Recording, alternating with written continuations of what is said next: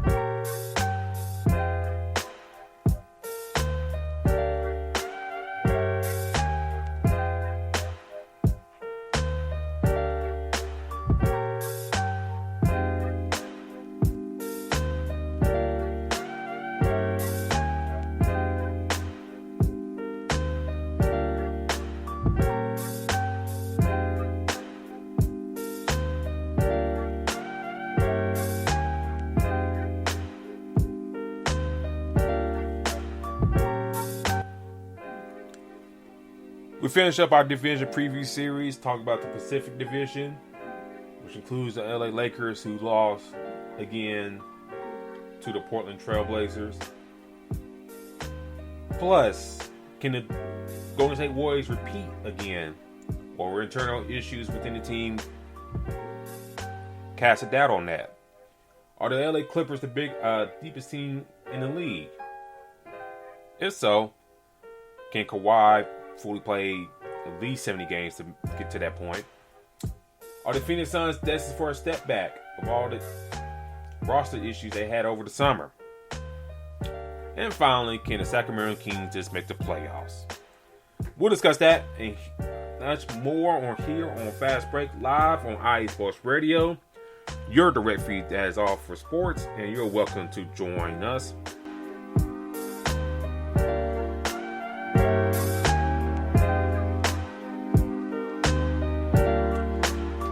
Join us as you shout tonight, ladies and gentlemen. Lots to talk to about, lots to get into.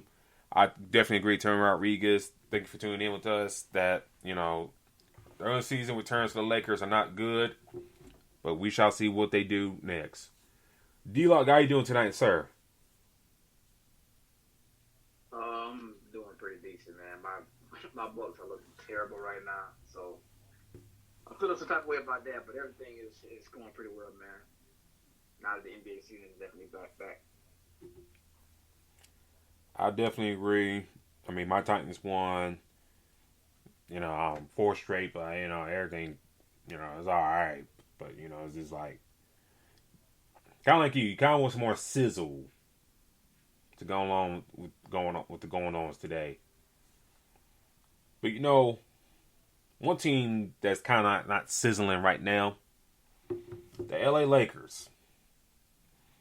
LA Lakers were on 2:30 Central Time, my time here, 3:30 your time in Atlanta, and 12:30 in the West Coast.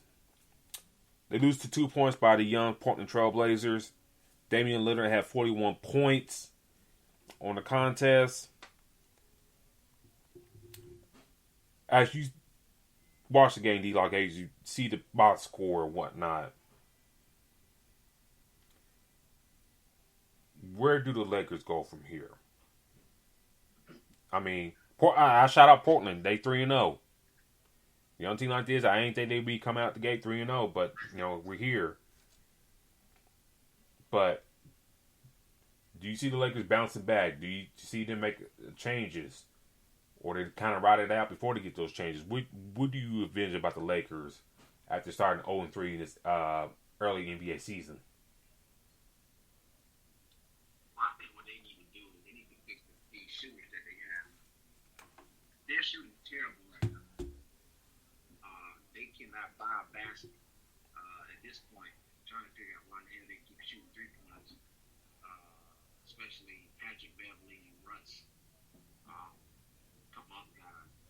It's just like they can't buy a basket right now. So, like we talked about before, I feel like this team needs to think about making a move prior to it. They need to think about making a move before it gets very ugly.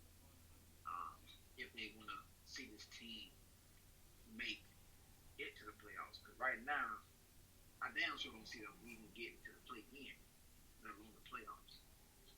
The West is too tough.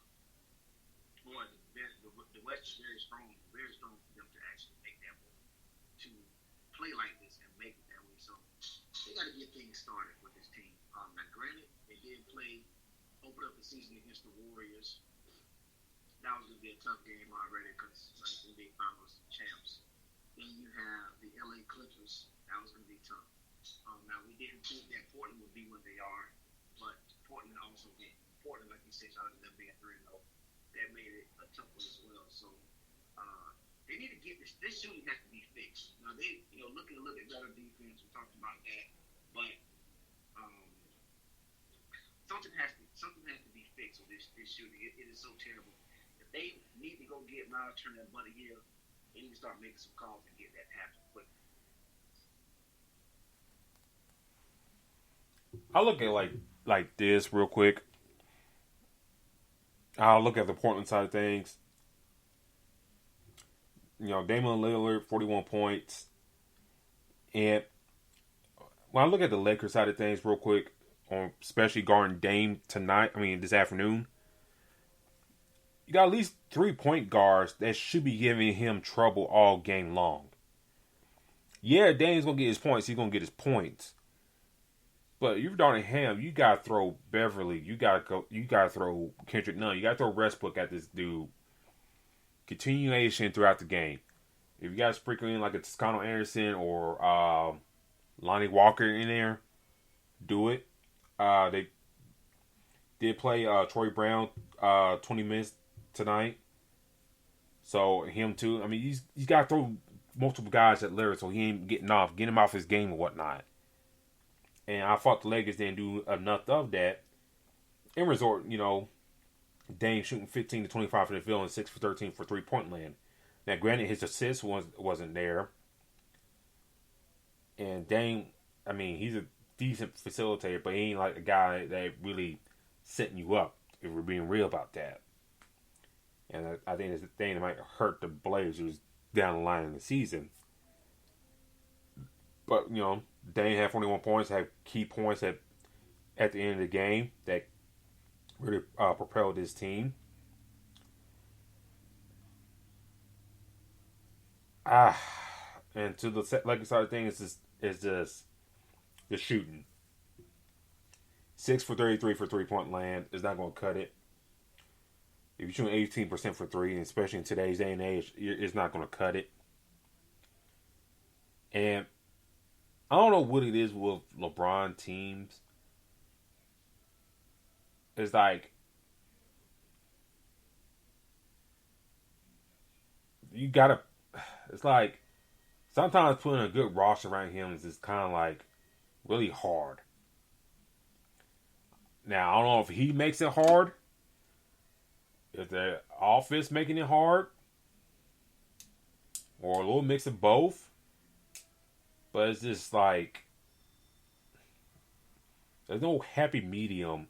If you look over the years with him, that sometimes roster construction around him is not the best.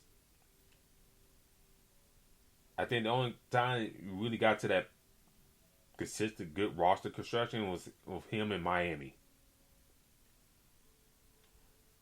Now, of course, you're talking about Pat Riley being down there, so he's going to do the best he's going to do.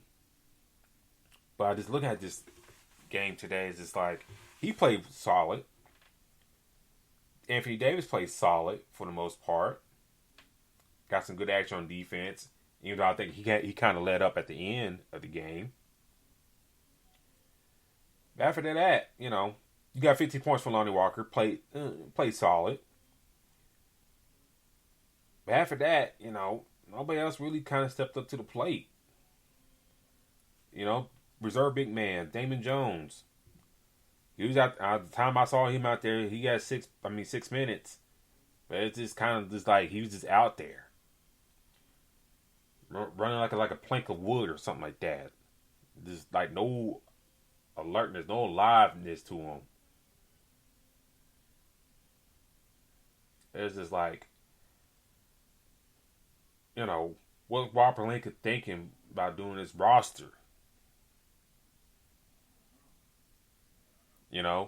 Did you really search in your scouting department? Did y'all really get the best young guys to kind of build around this roster? Because we talk about this, D-Lock. When I go around and watch these kids in high school and stuff like that, and you've seen some going to college, this game is more perimeter oriented. You don't see a lot of back-to-back big men in today's basketball in general. More versatility than years past. So I don't understand the logic of this roster construction. And it's really kind of biting in the ass.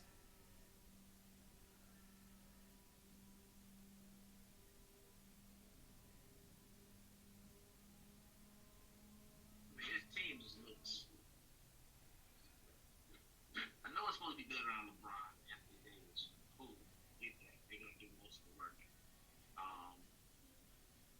But when you can't shoot the ball, regardless of who you build a team around, it doesn't matter. You're shooting terrible. Not good, not average. They're shooting terrible. I believe it was a game against the Lakers. I'm sorry, not the Lakers, the Clippers. When Russ had a 0 for 11 stat sheet.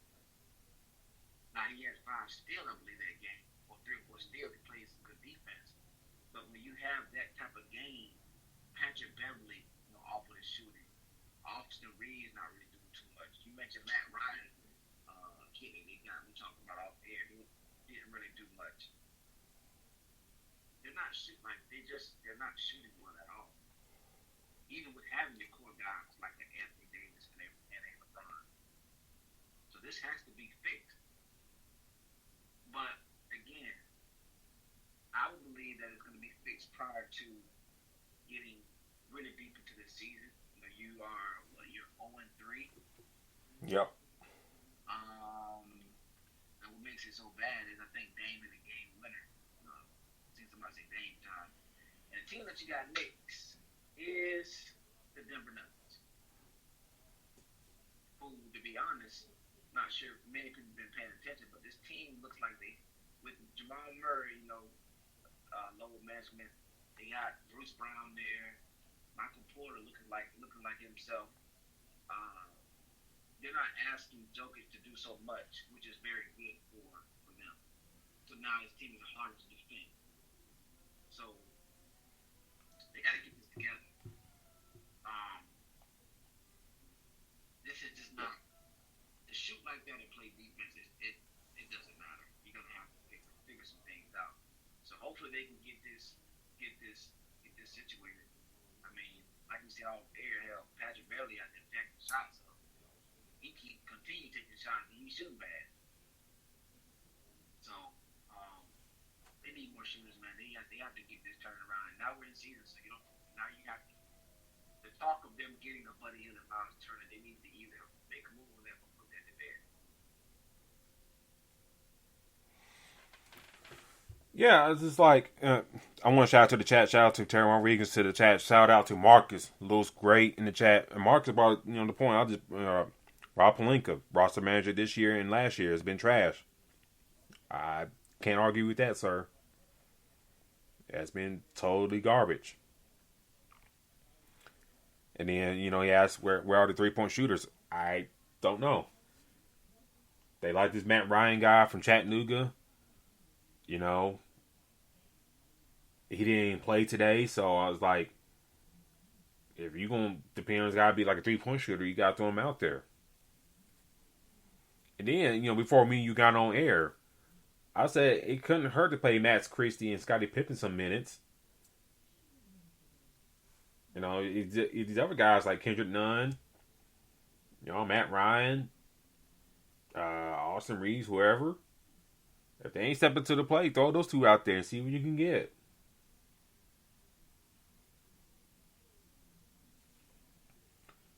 But they got the Nuggets next game.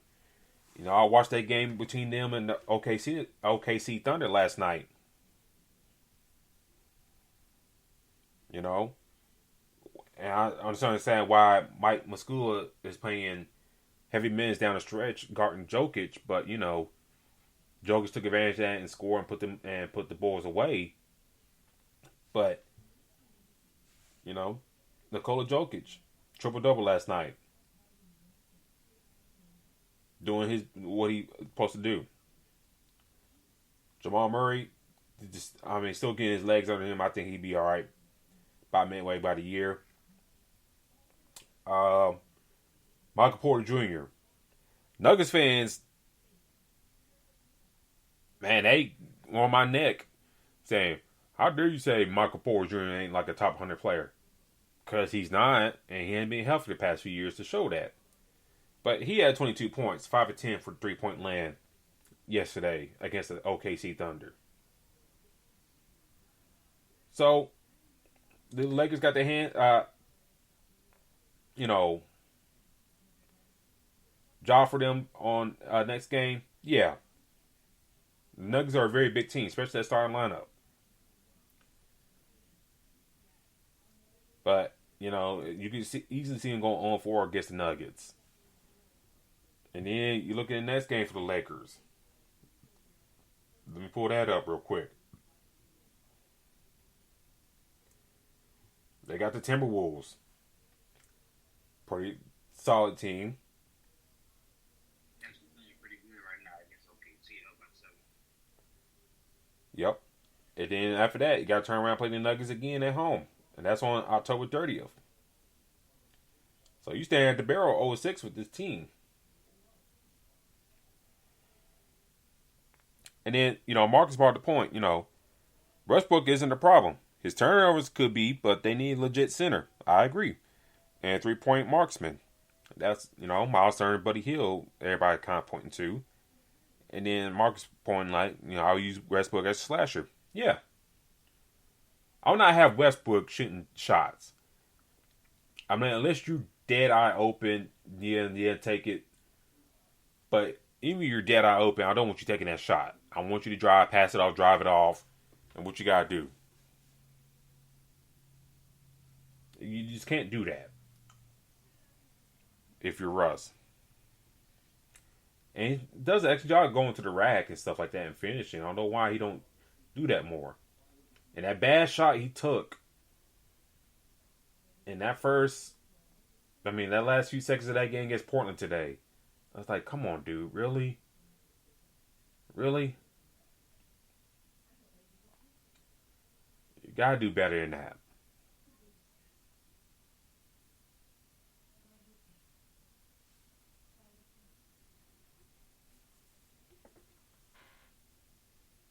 They're gonna have to figure out something with this team. Again, I'm not sure if you see it the same, but I'm looking at the fact, Anthony Davis and LeBron James on this team. There's no reason why this team should be getting their hands kicked like this. Now, granted, we thought something very similar last year with all the pieces that they had last year as well. But this just doesn't look. This does not look good at all. So hopefully um, they can get things in the right direction. But they need to tighten up with this, man, because we'll talk about it now. The division that they're in, they can't fall too far behind. No. This division is, now we'll talk about the order in a minute, but you can't fall too far behind these damn divisions. No.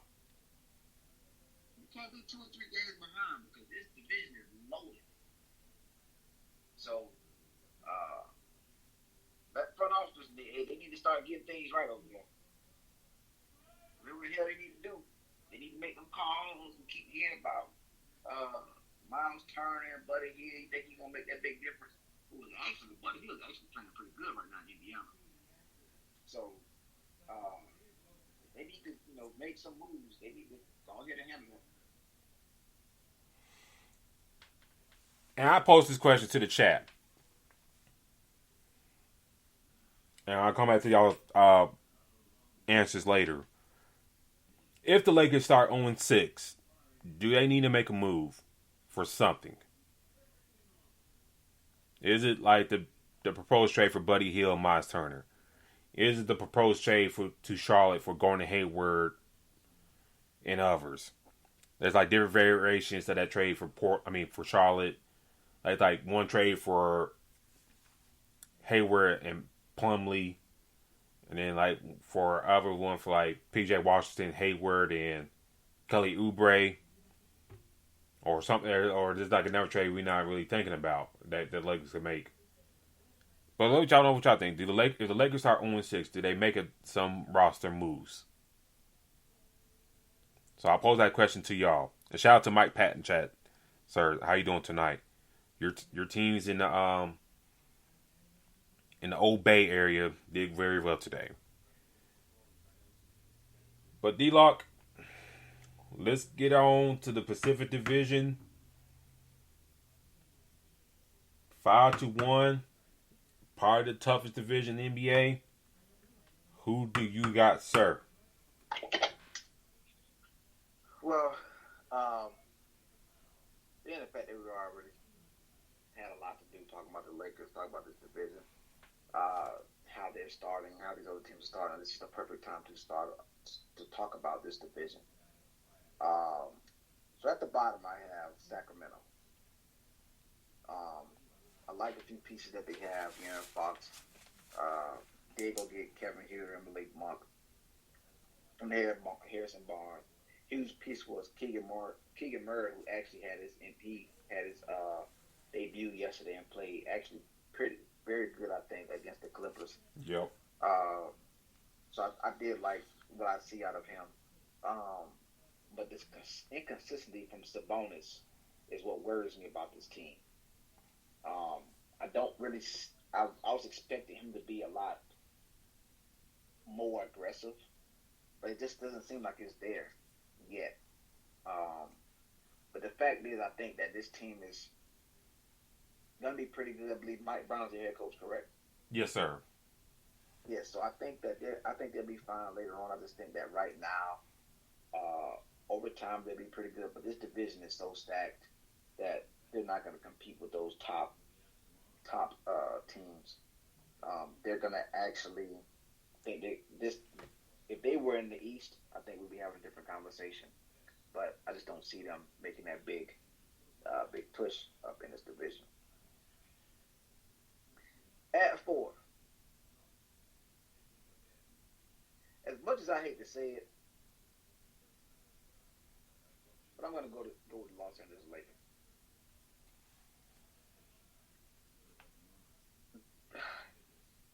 This team has, and I don't like to say it because of having an Anthony Davis, having a LeBron James.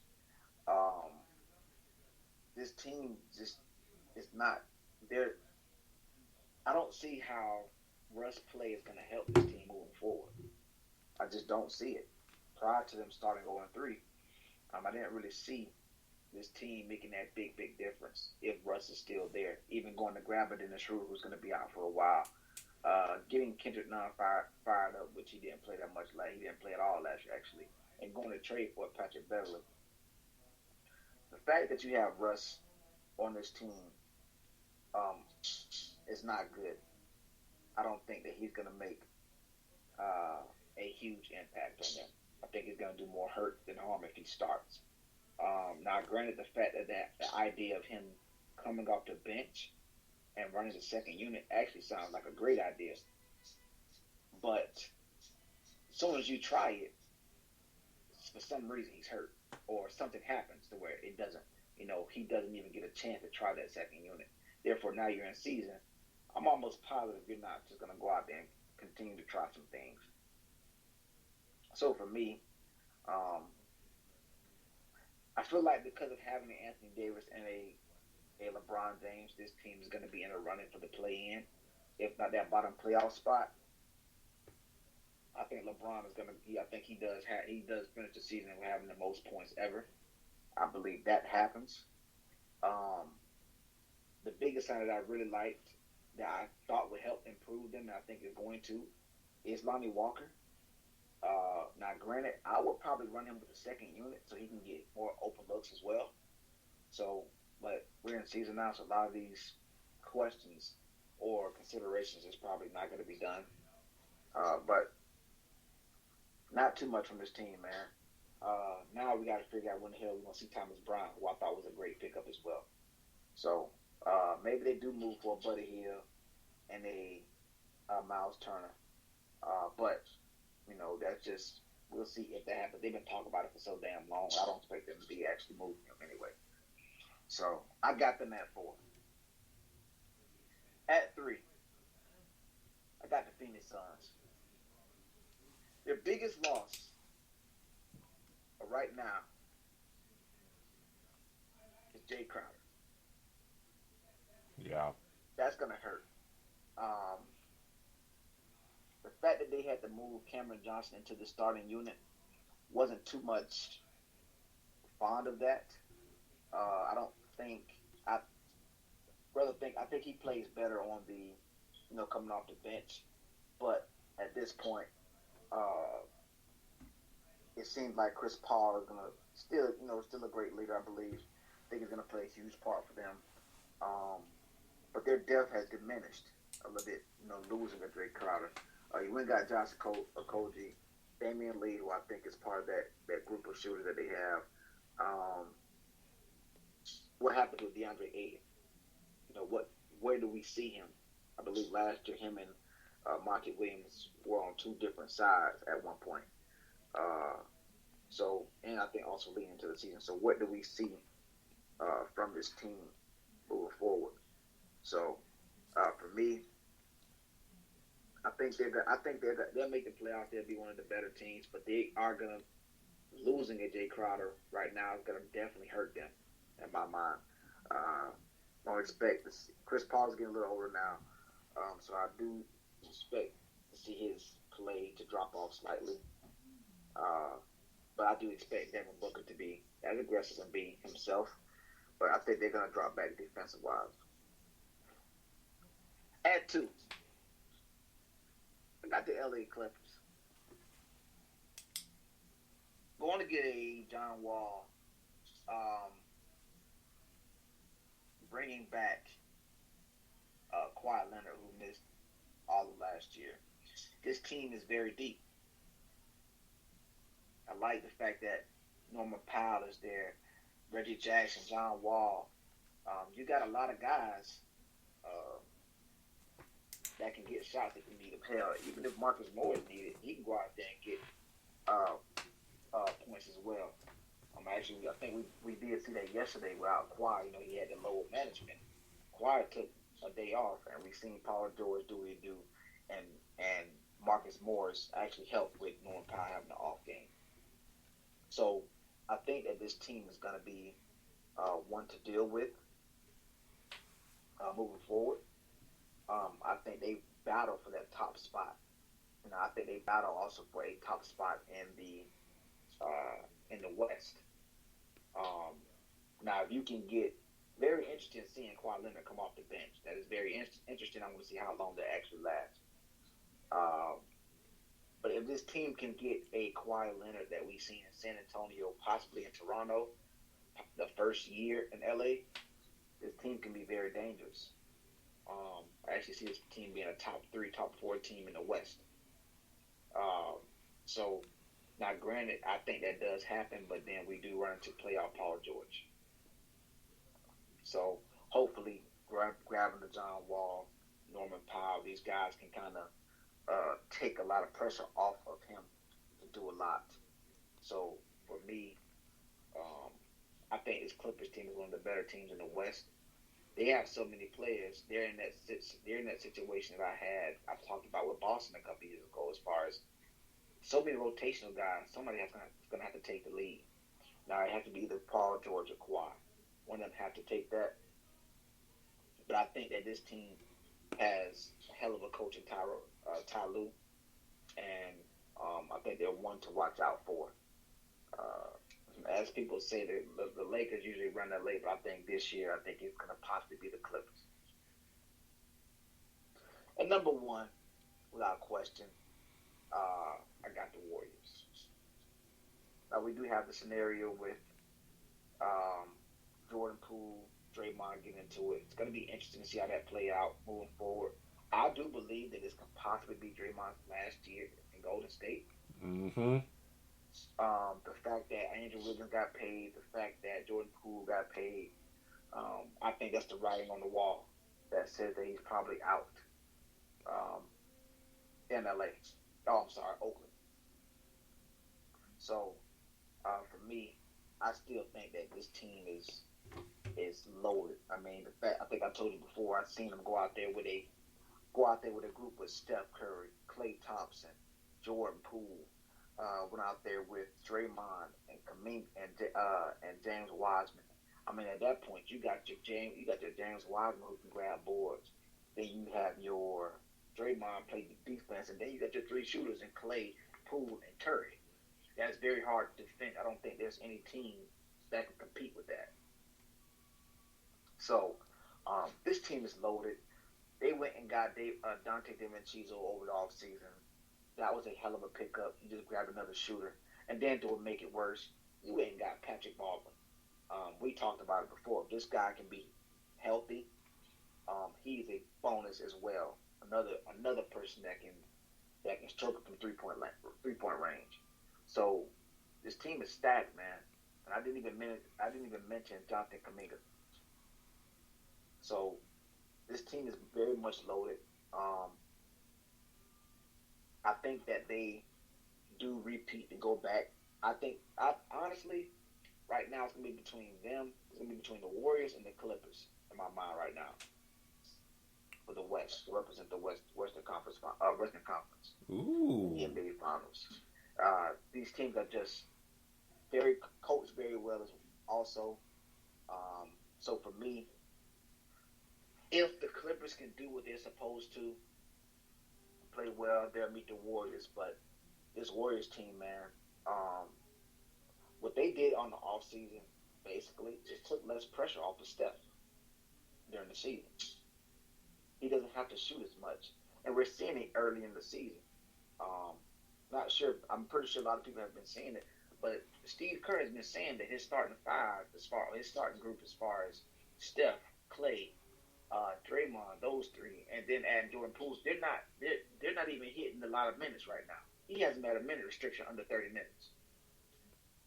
But he can do that because you have the other guy that can come in and continue to make shots when they need it. Hell, they got JaMychal Green in there making some noise. So I think this team is going to be I think they possibly repeat, man, to be honest with you. All these bodies that they got, they can save a lot of energy for the season ahead. And people were saying that the Warriors needed Kevin Durant. I laugh at that now. So, but again, for me, I got the Kings at 5. As sad as I hate to say it, the Lakers at 4, Phoenix at 3, Clippers at 2, and Warriors at 1. Well, for me, for 5, I think me and you probably on the same boat in our rankings. 5, the Kings. I just got one question for the Kings. Can y'all make the playoffs, or y'all gonna lose again and be in the same drought? Also for the Kings, for my eyes, there's one thing if a small market team is doing well and winning and stuff like that. But I feel like at times, this team has been losing for years. I really haven't checked the numbers to see if they or what they are in attendance. But I think sometime down the line that maybe I gotta look at like moving some team to like Las Vegas or something like that. Or go back to a market like Seattle to kind of get some revenue going and stuff like that. I just, it's like, if you're going to lose, at least make some money out of them. Yeah, I think a move to like Las Vegas or Seattle should be on the cards for Sacramento down the line. Like I said, you ain't making the playoffs, like you alluded to about Sabonis, he's good, but he ain't worth the money they paying. And I love Keegan Murray. I do love him. And I kind of wonder, if the season kind of balls out for him, how soon do they ship out like a Harrison Barnes or whatnot to, give him more playing time? So I got the Kings at 5. De'Aaron Fox is a fine player, but I mean, he ain't taking you to the promised land. He ain't like really elevating your team like that. No shade to him. It's just like, if I'm a team like needing like a point guard, I already got. If I'm like a who I could throw out here, like a who I could throw out, like a Miami or something like that, or well, the Lakers be perfect, but they ain't gonna trade within the division. Something like that, where it's structured like you got Jimmy Butler, Bam, and then like De'Aaron Fox. That'd be cool. But I just don't see him being that. He's not that guy. He's been there for years, and he really haven't really elevated his team to take him over the notch. So I got them at 5. Number 4.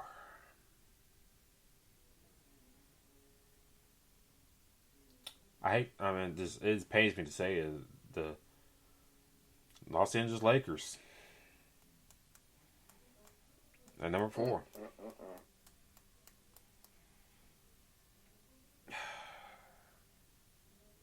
Like you just mentioned,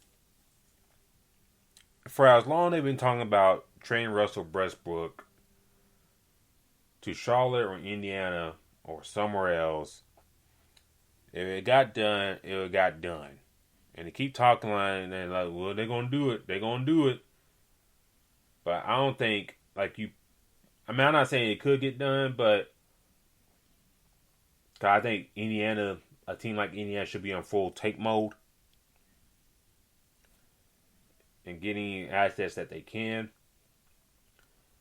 But if they're going to do it, do it. If not, let it go.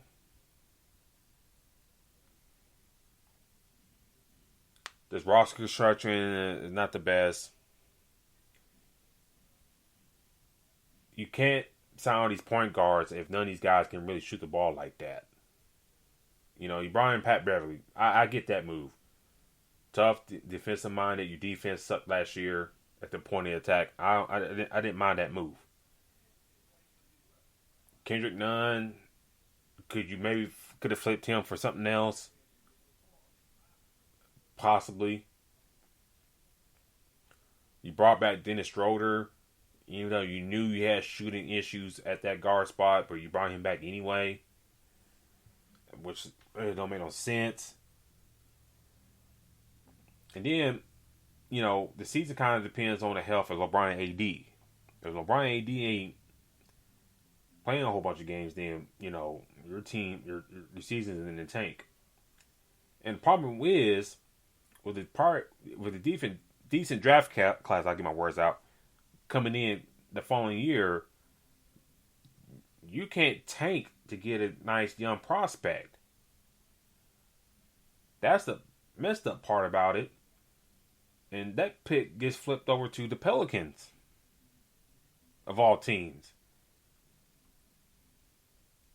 So you can't really tank to get a decent draft pick and get a young guy to kind of help out things for the immediate future and for the long term.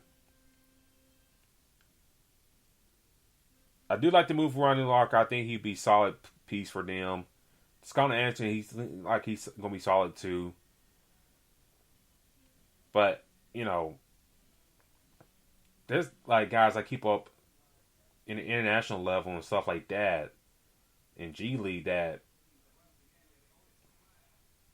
are good shooters and stuff like that the Lakers should be considering. And I think sometime in November, depending on how the season goes and whatnot, and I would say, we'll see how tanking goes, but Adam Silver kind of made it known out there, if y'all haven't been listening, that he's watching teams, monitoring teams about their tanking and stuff like that. Yep. So, on one hand, a Houston Rockets that been trying to offload Eric Gordon for years, they're going to monitor stuff like that.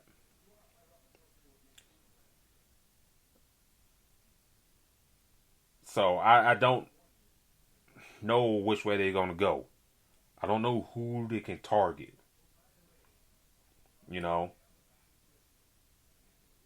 I just don't know. So we'll see how things shake out for this team. We'll see after the end of this month what's going to happen, and we'll talk about it here on the air. But and the funny thing about it, I know they could fire him, but it's funny they gave Rob Pelinka an extension after all this stuff has been going on for the past couple of years. But I always say about, even on the Crooks process or here, it starts at top with ownership. And since Jeannie kind of wrestled things away from the siblings, some of this falls on her too.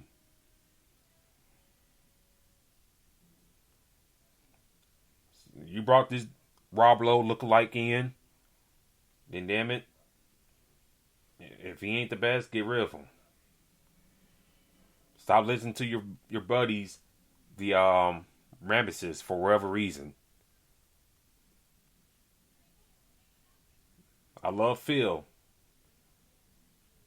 but is this, is he the best advice to listen to? I don't know. Maybe, maybe not. And speaking of Phil, the way they constructed that roster in those mid 2010s and stuff, they had some good shooting. Not like scary to death shooting, but Sasha Vujacic, Jordan Farmar. You got a nice athletic guy like Shannon Brown, stuff like that. Derek Fisher who can shoot the ball.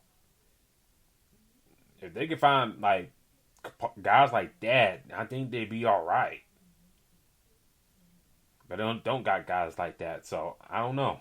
We'll see how things shake out for the Lakers. 3, the Phoenix Suns. Robert Sarver is out as owner for the Suns. Well, on his way out, but he's going to get paid out, which, kind of sucks ass. But, he's going to get paid to sell his portion for the team and go away.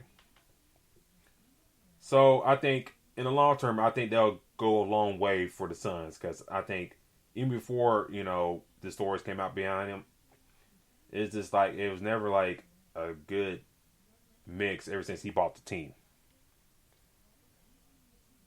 So with him possibly going away. I think that'll be a good thing down the road for the team and for that city. Now, granted, it's Arizona, but still. The DeAndre Ayton situation hasn't been handled the best. You had that same Robert Sarver who thought, he wasn't worth the max money. And they let him play through the season, whatnot. Didn't really bother to really extend him. He signed a deal with Indiana. They quickly matched it. And you can tell during media days, it's like he don't want to be there. So now you're Phoenix. You're in a situation that you got a guy who really don't want to be there. And by the way, side note, D-Lock. I'll say this. If you're a player out there and you're up for restricted free agency, I know you got to take the money. You got to take the money. I understand that. But sometimes, if you want to get out of situations, just sign the 1 year tenure. And then maybe go back to their free agency next year. You'd be unrestricted. And as we all know in pro sports, some of these teams will overpay you just because. Something to think about for guys down the line. But anyways, the Jay Crowder situation is just weird. It's just so random that he's just not coming. They told him to stop coming, all that stuff. It's just odd how he was a big part of that finals run, a big part for this team. And they told him to stay away. And on top of that, you lose JaVale McGee to the Suns. I'm not to the Suns, to the Mavericks. So you're losing some of that defensive, help that you had for the past couple of years. And you got nothing to show for it right now. Now, they playing, to Marcus' point, the Crowder got pushed out by youth. Yeah, I like Cam Johnson, but it's just like, who else you really, besides Cam, who else you really got there?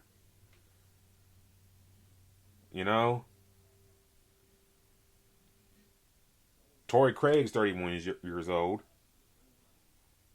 Damian Lee's 30. Okogie, he's 24, but he's bouncing around for a little bit. Besides those guys, who do you really have?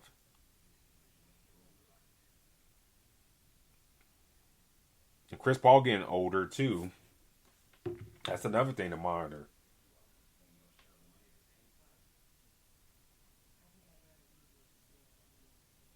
So they'll make the playoffs, but I could easily see him as a first round exit. And I don't know,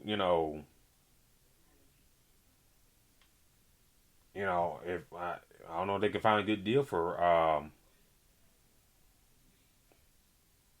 Jay Crowder. I don't, for what? I don't know who, and we'll just go from there. But I got them at number 3. Number 2, I got the Clippers. I tweeted from our Fast Break account yesterday that kind of weak that Kawhi Leonard and John Wall are sitting out for rest. Those two guys have missed a good year or so in basketball from injury or wherever else. I thought that was just kind of weak by that. I was like, yeah, they want to low manage Kawhi and all that stuff. He's been out for a year plus. And on top of that, before that past season, he already got load management for multiple games. I just don't get it. And I know you said you could see the Clippers at the Western Conference Finals, and I could too. But damn, man, it's just like when nut cutting time there, is he gonna be there? That's my thing. Is he gonna be there?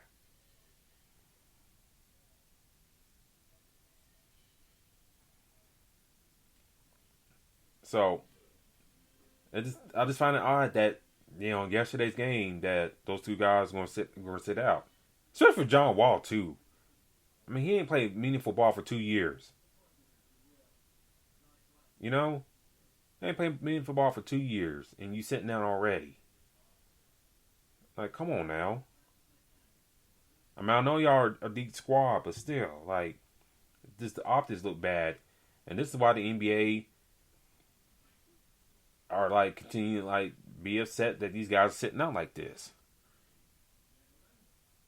I could kind of see that point. Like, damn, dog, you just like after the first game of the year, you are sitting out. Come on now. But they do still got Reggie Jackson around. They still got Paul George around, Norman Powell, Robert Covington, Zubac. Luke Kennard, Morris. So I mean, very good deep roster for the Clips. You got an owner in Steve Ballmer who's going to willing to do anything for that team.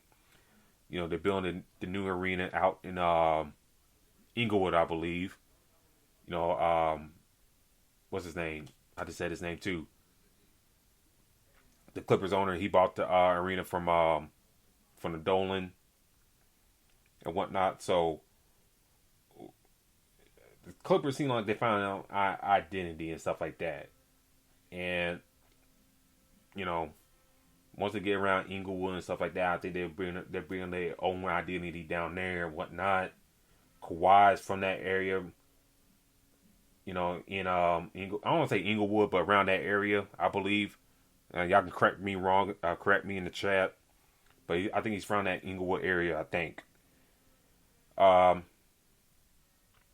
I want to hiccup with the Clippers. It's like, is Kawhi and whoever else going to miss games that's going to be significant to their standings? Because a game or two could be, in the West, could be a difference between like a first seed, second seed, third seed, and how you hosting the playoffs. And that's what the Clippers, I think, should really kind of consider. Yeah, you send out against the Kings, but still, those wins and losses kind of count down the road. And granted, yes, they did win last night, but you get my point. So I got the Clippers at 2. Finish up real quick. The Warriors at 1. Like you mentioned about Draymond, with the 2 extensions for Poole and Wiggins, I don't think he's gonna be there next year. It's like, thank you for your thank you for your service, but we got hosting young guys that can probably do your job better, and plus can score a lot better than you. So that's another thing to really consider. Patrick Ballman, Kuminga, could probably shoot the ball way better than Draymond Green right now. And on top of that, they do a good job finding these veterans that can come in for the cheap and shoot very well and can space the floor and whatnot, play tough defense for a few minutes. I think you could, and for Draymond, he's not worth the price tag that what he brings to the table. So, I got the Warriors at 1. Steph and Clay would still do their job.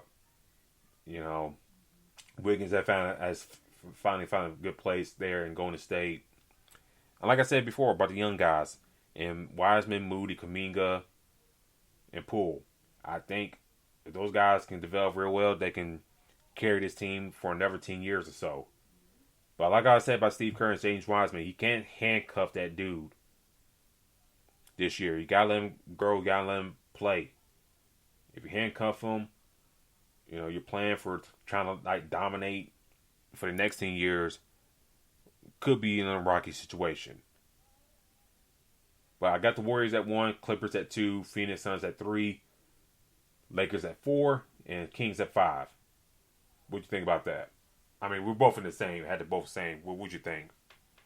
Yeah, I mean, I think, like I said, I think the toughest one was to put the Lakers at 4. I mean, I think what also helped the fact that how the shooting just looks. So for me, I think that's the toughest one out of all of them, just because of the division that they're in. The Kings is basically the only team that's like head and shoulders below everybody else, and then the Lakers, and then everybody else is, it gets kind of tough at 3. Yeah, it's tough. You know, we'll see. What these teams do, and all these teams do, and we'll see how the tanking situation unfolds in the NBA with Adam Silver and the crew in New York monitoring that.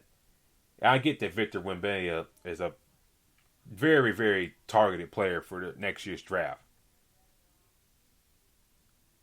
And I think teams are going to look into that. I just kind of wish sometimes the league was kind of like consistent on these matters, but we'll see. But, if teams start falling off, whatnot, who's going to get moved, who's going to get waived, whatnot, and we'll just go from there. So, we'll see how things shake out for the year. Lots of basketball, news to talk about, game analysis, all that for the year. We're going to be here for y'all for the year on this show, for this network, for IE Sports Radio. So, we're going to hit it hard, hit it running next week. But D-Lock, how can people find you on social media? You guys can find me at Black Dash 813, Twitter and Instagram. Let them know where they can find our page at, man. You can follow the page on Twitter at FastBreak@IESR. That's FastBreak@IESR. Also, you can follow me on Twitter at Spawn4288. That's Spawn4288. Also, I do another show on the side called The Crooks Process. You can find that page on Facebook and Instagram. That is Facebook and Instagram, The Crooks Process. You see the CP logo in the profile pic. I haven't done an episode here lately, but I've just been posting a lot of content on that page. And on TikTok as well as Spawn88 as 42 as well. So do check out me on those platforms right there. But until next week, ladies and gentlemen, it'll be about the end of October. We'll see where the Lakers will be at. The surprising Cleveland Cavaliers, how they've been playing very well. Trailblazers, Heat. We'll go all over those teams. But until then, ladies and gentlemen, we'll talk to y'all later. Peace.